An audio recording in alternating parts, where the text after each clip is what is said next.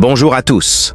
Aujourd'hui, je vais vous raconter une histoire touchante qui nous parle du pardon, de l'amitié et de la sagesse. Dans notre petit village du monde, alors que le soleil se couchait et peignait le ciel de couleurs orangées, nous retrouvons Léo, le cœur lourd, marchant sur le chemin du retour. Il venait de passer sa journée à chercher une plume, mais pas n'importe laquelle, une plume qui symbolisait ses mots blessants envers son ami Marius. Et voilà que sur sa route, il rencontre le sage du village du monde. Ce personnage mystérieux que tous les enfants adorent, assis paisiblement sur une vieille souche. Avec sa barbe blanche et ses yeux pleins de malice, il semblait toujours avoir les réponses aux questions les plus profondes. « Bonsoir Léo », dit-il avec douceur. « Tu as l'air préoccupé. » Et c'est là que notre jeune ami se confie, parlant de son amitié brisée, de cette plume lancée au vent, de ces mots qu'il ne peut plus rattraper. Mais savez-vous ce que le sage lui a dit? Quelque chose de vraiment remarquable. Les mots sont comme des plumes. Une fois lancés, impossible de les rattraper. Mais le pardon, lui, peut voyager comme une plume portée par le vent jusqu'à celui qu'on a blessé. Il lui explique alors les 3 clés du pardon: le courage, la sincérité et la patience. C'est comme une recette magique, mais une recette qui demande du temps et du cœur. Cette rencontre change tout pour Léo. Il comprend enfin que ce n'est pas la plume qu'il doit retrouver, mais plutôt le chemin vers le cœur de son ami. Le sage lui rappelle une vérité importante. Demander pardon n'est que le début. Tenir sa promesse de changement est le véritable défi. Imaginez un matin paisible, où le vent doux murmure à travers les arbres. C'est dans cette atmosphère que notre ami Léo se réveille, le cœur rempli d'une nouvelle détermination. Il sait que ce jour est spécial, un jour où il doit faire preuve de bravoure, non pas pour combattre un dragon, mais pour affronter quelque chose de bien plus difficile, ses propres erreurs. Léo se dirige vers un lieu chargé de souvenirs, le vieux terrain de jeu.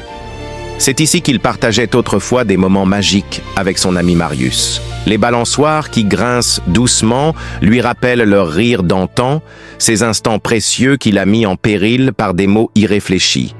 Et là, près de l'étang, il le voit. Marius est assis seul, perdu dans ses pensées. Le moment est venu pour Léo de faire ce pas si difficile vers la réconciliation. Avec des mots simples mais sincères, il exprime ses regrets, reconnaît ses torts et tend la main vers cette amitié qu'il espère retrouver. Ce qui rend cette histoire si spéciale, c'est la réaction de Marius. Malgré la colère encore présente, il choisit d'ouvrir son cœur à la possibilité du pardon. Un simple geste, une main posée sur une autre, devient le symbole d'un nouveau départ. Cette histoire nous rappelle que le vrai courage ne réside pas toujours dans les grands gestes, mais parfois dans la simple capacité à dire « je suis désolé » et à faire le premier pas vers la réconciliation. La beauté du pardon et de l'amitié. Dans le charmant village du monde, 2 amis, Léo et Marius, tentent de reconstruire leur amitié brisée. Après s'être retrouvés au terrain de jeu, ils se rencontrent régulièrement, portant encore les cicatrices de leurs disputes dans leur cœur. Un jour, près de la rivière où se trouve leur ancienne cabane d'enfance, Léo fait une proposition qui changera tout. « Tu veux qu'on essaye de refaire notre cabane, comme avant ?» Le sourire timide de Marius illumine son visage. « Oui, mais cette fois, on doit la construire ensemble, sans se fâcher. » Ce moment marque le début d'une belle reconstruction.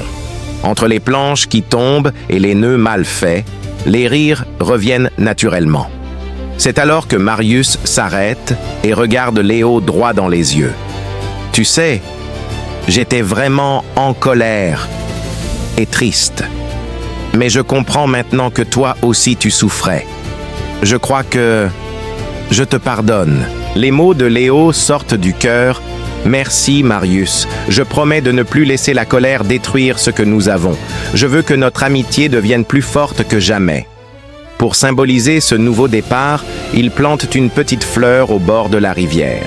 Cette fleur devient le témoin silencieux de leur réconciliation. Un rappel constant que le pardon peut transformer les blessures en force. Cette histoire nous montre que pardonner, ce n'est pas oublier, mais comprendre et grandir ensemble. c'est reconstruire quelque chose de plus beau encore. Pardon.